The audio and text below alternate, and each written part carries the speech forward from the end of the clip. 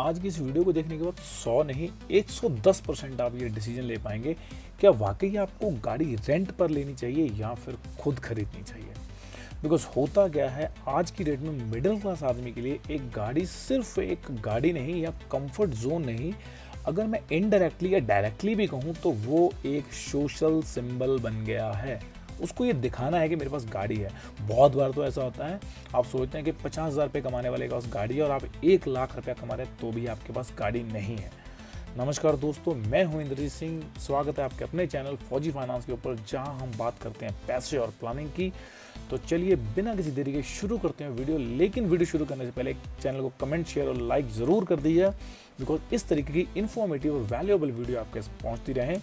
तो चलिए समझते हैं सबसे पहले बेसिक डिफरेंस कि गाड़ी रेंट पे लेनी चाहिए या फिर आपको खुद की बाय करनी चाहिए। सबसे पहले देखते हैं कि गाड़ी खरीदने का मतलब क्या होता है। It's a very simple. आप अगर गाड़ी खरीद रहे हैं तो इसका मतलब है सीधा सीधा आप 5 लाख, 10 लाख, 15 लाख या 20 लाख, जितने भी पैसे की आप गाड़ी खरीद रहे हैं उस पैसे को सिर्फ एक ही बार में इन्वेस्ट कर देना। दूसरा ऑप्शन ये है कि आप गाड़ी बहुत कम यूज़ करते हैं वीकेंड्स पे या फिर कभी छुट्टियों में या फिर कभी कभार या महीने में 2 बार गाड़ी चलाते हैं, उस केस में गाड़ी आपके लिए रेंट पर लेना सही हो सकता है। तो चलिए अब समझते हैं इस चीज़ को कि 5 लाख की गाड़ी लेते हैं तो कितने पैसे चाहिए, 10 लाख की गाड़ी लेते हैं तो कितने पैसे चाहिए, 15 लाख की गाड़ी लेते तो कितने पैसे चाहिए। मैंने 3 एग्जाम्पल सिर्फ इसलिए दिए हैं बिकॉज मिडिल क्लास आदमी इस कैटेगरी के अंदर ही अपनी गाड़ी को बाय करता है। सिंपल है, अगर आप ऑल्टो या क्विड लेते हैं जो कि 5-6 लाख की रेंज में आती है तो उसके लिए मिनिमम आपको 75,000 टू 1 लाख यानी कि 75,000 से लेकर 1 लाख के आसपास आपको डाउन पेमेंट करना पड़ेगा। आप जब डाउन पेमेंट करेंगे तो नॉर्मली मिनिमम उसकी 10 से 11,000 रुपया EMI बनेगी। Insurance, maintenance cost, fuel and कुछ एक्स्ट्रा खर्चे उसके हो सकते हैं छोटी मोटी रिपेयरिंग के।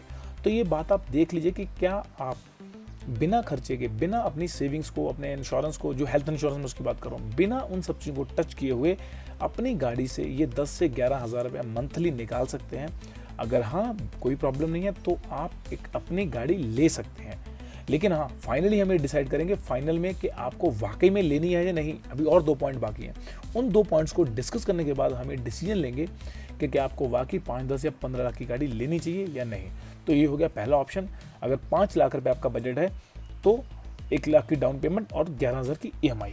अब बात करते हैं नंबर 2, यानी कि 5 लाख से लेके 10 लाख। अगर आपका बजट 10 लाख की गाड़ी लेने का है, 10 लाख की बजट में नॉर्मली आती है या टाटा नेक्सॉन एंड आप मारुति ले सकते हैं कोई भी बेस मॉडल, उसके बाद आप टाटा नेक्सॉन ले सकते हैं या फिर i10 ले सकते हैं। तो 10 लाख के बजट में ये 3-4 गाड़ियाँ जो मैंने बेसिकली आपको बताई हैं। अब 10 लाख के बजट के लिए नॉर्मली आपको 2 लाख या 2.5 लाख रुपए आपको डाउन पेमेंट देनी पड़ेगी, जो कि मिनिमम रिक्वायर्ड है। उसके बाद अगर आप उसका लोन करवाते हैं तो मिनिमम आपकी जो EMI है वो 18 से 20,000 के आसपास बनेगी। अगेन फंडामेंटल और फैक्टर सेम होंगे। अगर आप बिना अपनी सेविंग, इंश्योरेंस, हेल्थ इंश्योरेंस या बाकी घर के जो रूटीन खर्च हैं उनको बिना डिस्टर्ब किए, उनको बिना टच किए आप 20,000 EMI भर सकते हैं। तो आप डेफिनेटली एक 10 लाख की गाड़ी लीजिएगा। अगेन इसके भी मेंटेनेंस कॉस्ट, इंश्योरेंस जो कि अप्रॉक्स 25,000 के आसपास पड़ता है, सर्विस और इंश्योरेंस दोनों चीज़ मिला के वो भी आपको अलग से भरना है, प्लस मेंटेनेंस कॉस्ट और फ्यूल वगैरह जो चीज़ें हैं। मैं एक्सीडेंट की बात नहीं कर रहा हूँ, इफ गॉड नॉट हैपन किसी के साथ हो, लेकिन ये सब खर्चे एक्स्ट्रा होंगे। और सालाना उसका 20 से 25,000 रुपया जो आपको भरना ही भरना है, जिसको मैं हेल्थ इंश्योरेंस नहीं, जिसको मैं गाड़ी का इंश्योरेंस और जो सर्विस को मिला के बोल रहा हूँ। तो ये 10 लाख की गाड़ी के लिए मैंडेटरी क्राइटेरिया है। 30 लाख रुपए अलग से और मंथली 30,000 रुपये अलग से और मंथली 20,000 रुपये। बात करते हैं नंबर 3, यानी कि 15 लाख के बजट की, जो मिडिल क्लास का पीक लेवल होता है गाड़ी लेने के लिए। अगर घर की बात करें तो 25 लाख होता है, लेकिन गाड़ी के लिए एक मिडिल क्लास आदमी का बजट 15 लाख मैक्सिमम होता है। अगर वो इससे ऊपर जाता है, मैं बात कर रहा हूँ जो 1 लाख सैलरी ले रहा है मैं उसकी भी बात कर रहा हूँ, या 50,000 सैलरी उसकी भी बात कर रहा हूँ। सो जो बंदा 15 लाख की गाड़ी लेता है उसके लिए मिनिमम आपको 3 से लेकर 3.5 लाख रुपया डाउन पेमेंट देनी होती है। बाकी के पैसे के आप EMI करा सकते हो।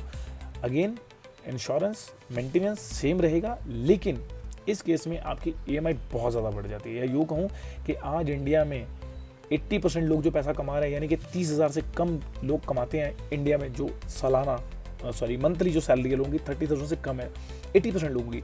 तो उतनी आपको EMI देनी होगी। मैंने अभी इसमें इंश्योरेंस और सर्विस ऐड नहीं की है, तो आपको 28,000 से लेकर 30,000 तक मंथली EMI पे करनी होगी। और अगर मैं इसमें इंश्योरेंस और अपना सर्विस मिला दूँ साल की, तो ये 32 से लेकर 34,000 रुपये तक, अक्कियाँ कहाँ से आ रही हैं इतनी, तो ये 32 से लेकर 34,000 रुपये तक बनती है।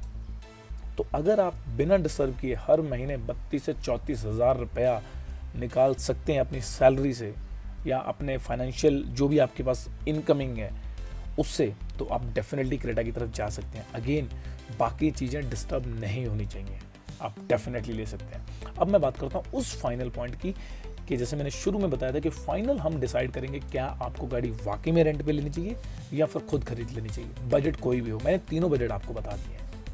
फाइनल कंक्लूजन, गाड़ी रेंट पे लेना कब सही है? सबसे पहले तो अगर आप शॉर्ट टर्म कमिटमेंट करते हो, आपको बहुत जल्दी चीज़ें बदलने का शौक है। दूसरा, अगर आप बहुत कम यूज़ करते हो गाड़ी को, महीने में 1 या 2 बार यूज़ करते हो। तीसरा, अगर आप बहुत लंबे समय तक EMI नहीं भरना चाहते हो। चौथा, अगर आपकी इनकम कम है, तो इन चारों केसेस में आप डेफिनेटली गाड़ी रेंट पर ही लीजिएगा। बिकॉज अगर आपने गाड़ी रेंट पर ले ली, तो ये चारों लॉजिक जो आपके फेवर में है, जो आपकी रिक्वायरमेंट्स हैं, ये आपके अगेंस्ट काम करनी शुरू हो जाती हैं। और मैं हमेशा बोलता हूँ, जब भी कंपाउंडिंग आपके अगेंस्ट काम करती है, तो आप ज़िंदगी में कभी ऊपर उठ नहीं पाते, कभी फाइनेंशियली फ्री नहीं हो पाते। तो ये 4 लॉजिक हैं जिनको देखते हुए अगर आप चारों पे ग्रीन टिक लगा रहे हैं, तो आपको गाड़ी रेंट पर लेना ज़्यादा सही होगा। गाड़ी खुद खरीदनी कब सही है? सबसे पहले, अगर आपको इसकी EMI भर सकते हो बिना अपनी रूटीन लाइफ को डिस्टर्ब किए हुए, तो आप गाड़ी खरीद सकते हैं। अगर आपका यूज़ काफ़ी ज़्यादा है, महीने में कम से कम आप 10 बार उसको यूज़ करते हैं, या अब मैं यूँ कहूँ कि आपके बच्चों को स्कूल लाने ले जाने में आप या आपकी वाइफ कोई भी उसको यूज़ कर रही है डेली बेसिस पे, तो वो आप गाड़ी को ले सकते हैं। अगर आपको कोई बहुत बड़ा ट्रैवल प्लान करना है साल में 1 बार या 10 दिन के लिए, है ना, जब भी आप प्लान करते हैं, मतलब हर साल अगर प्लान करते हैं, तो वो आप गाड़ी ले सकते हैं। तो ये 3 ऐसे कारण हैं जिनके बेस पर आप गाड़ी खुद की ले सकते हैं।